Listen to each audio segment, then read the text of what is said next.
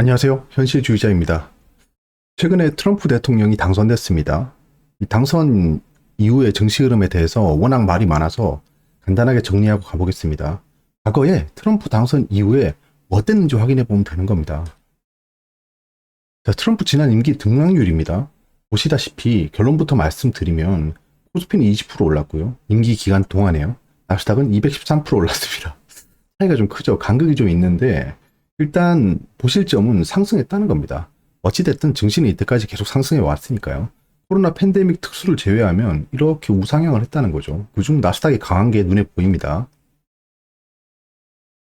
상승한 섹터를 보면 대부분 다 상승했어요. 대부분 다 상승했는데 인기 섹터는 방산이 좀 굉장히 인기가 많죠. 트럼프 그 정책을 따르면 방산 쪽이 굉장히 각광받을 확률이 높습니다. 이번에도.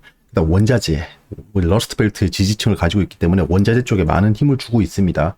그다음 이건 특수한 케이스죠. 남북 경협주. 이제 북한하고 또 김정은 그 국방위원장하고 어떻게 대화를 하고 외교를 하고 할 겁니다. 그러면 또 과거처럼 좀 급등락으로 춤을 출 수가 있어요. 그리고 바이오의 급등이 있었어요. 근데 이건 팬데믹 특수였잖아요. 아시다시피. 한국 증시는 굉장히 부진합니다, 최근에. 그럼 10년간 증시 변화를 한번 볼게요. 전 세계 증시 변화를 보면, 자, 2013년부터 봤습니다. 약 10년이 넘죠. 코스피 기준으로 수치를 동등 시점에 놓고 그다음부터 상승률을 본 거예요. 코로나 팬데믹 특수가 있었고, 약 10년간 흐름을 보면 이 차이가 좀 보이시나요? 뭐 예상하시겠지만 위에 두 개가 미국 증시고 밑에 두 개가 한국 증시입니다. 간극이 굉장히 심하죠.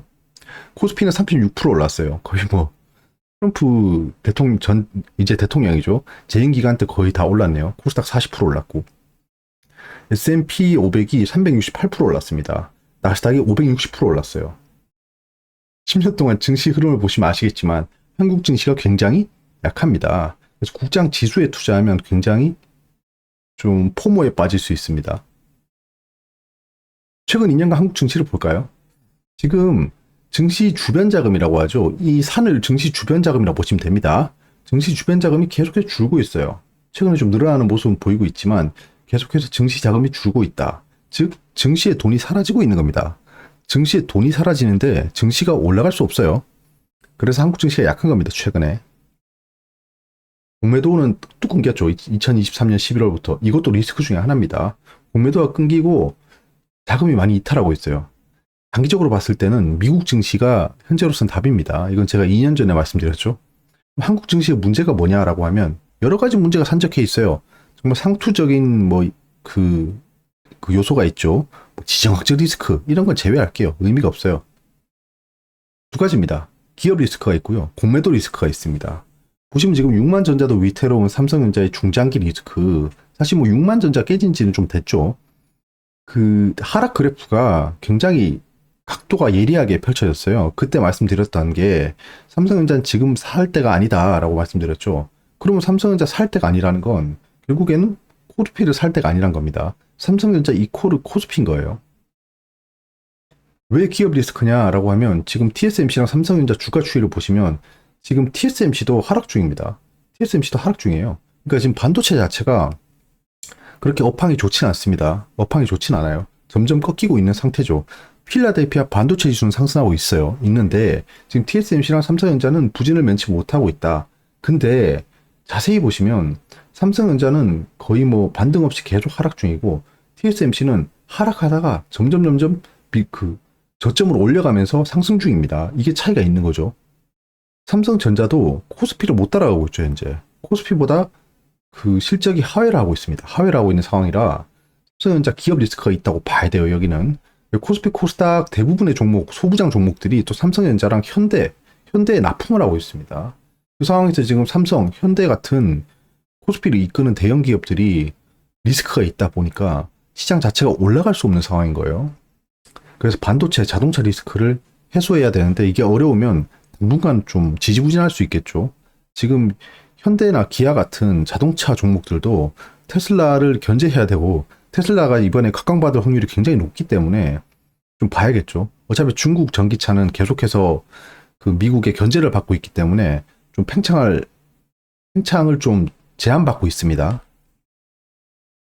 근데 장기적으로는 늘 말씀드리지만 증시는 우상향입니다. 그게 아니라고 할 사람이 있을까요? 아까 13년 동안, 10년 동안의 흐름을 보여드렸죠. 13년부터 2024년까지.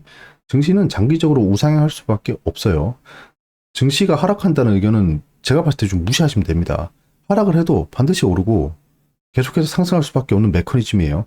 만약에 증시가 상승하지 못한다. 그거는 자본주의가 망했다는 겁니다. 그러면 제가 망하는 게 아니라 전부 다 망하는 거예요. 그건 논외겠죠. 마치 그 지구가 뭐 어떤 재앙으로 인해서 터져버리면 그럼 모두가 죽는 거지 제 리스크가 아니잖아요. 그러니까 그런 증시가 하락한다는 의견을 좀 무시하시면 좋을 것 같아요. 보유 중인 자산은 뭐 저랑 같이 얘기를 계속 하신 분들은 아시겠지만 저는 코인이랑 4차 산업혁명 중심으로 들고 있습니다.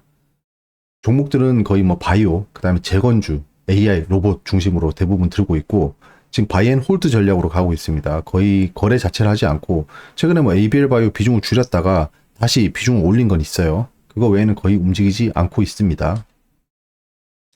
불확실성이 끝났습니다. 미대선이 끝났지 않습니까? 경거망동을 좀 자제하는 게 좋을 것 같아요. 지금 이제 뭐 우크라이나의 종전이나 이런 이슈들이 계속 발생할 겁니다. 그 한 가지 보면 경제 위기가 현재 4년이 지나갔어요. 10년 주기설로 보면 6년이 남았습니다. 약 6년에서 7년이 남은 거죠.